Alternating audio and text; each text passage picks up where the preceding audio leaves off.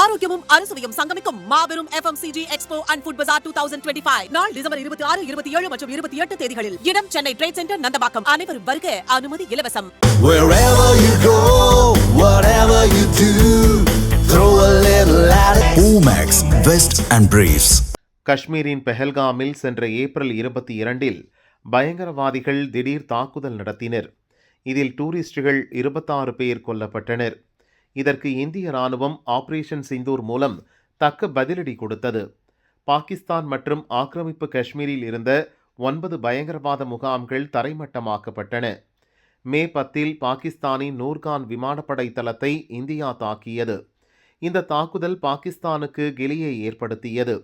ஆனால் அதிகாரப்பூர்வ தகவல் அங்கிருந்து வெளியாகவில்லை. செயற்கைக்கோள் புகைப்படம் பாகிஸ்தானின் சேதங்களை தெளிவாக காட்சிப்படுத்தியிருந்தது. ஆனாலும் அவர்கள் இதை அப்போது மறுத்தனர்.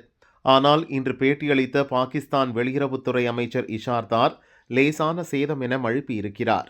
அவர் கூறியதாவது: ராவல்பிண்டியில் உள்ள நூர்கான் விமான தளத்தை இந்தியா குறிவைத்து தாக்குதல் நடத்தியது.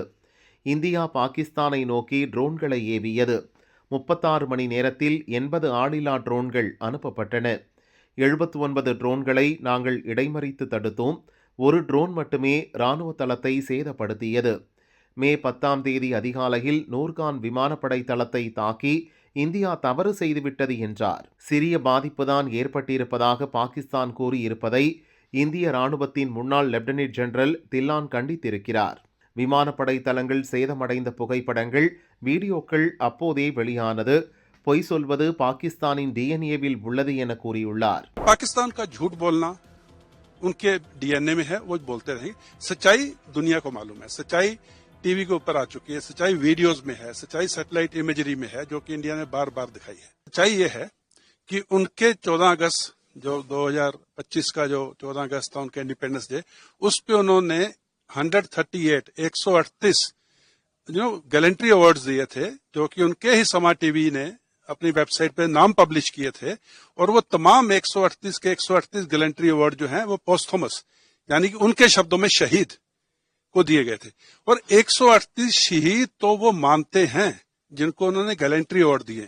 अगर गैलेंट्री अवार्ड 138 को दिए, इसका मतलब कम से कम 400 से 500 उनके मिलिट्री कैजुअलिटी जो फैटल है वो हुई है, यानी कि उनकी जो जान गई है. तो ये कहना कि नूर खां पे थोड़ा सा गिरा, एक ड्रोन गिरा, थोड़ा सा कुछ नुकसान हुआ. नूर खां तो आग के बवाल में, आग के बबूले उधर उड़ रहे थे. उनके पाकिस्तानी सिटीजन ने उसके वीडियो बना के अपलोड किए हैं.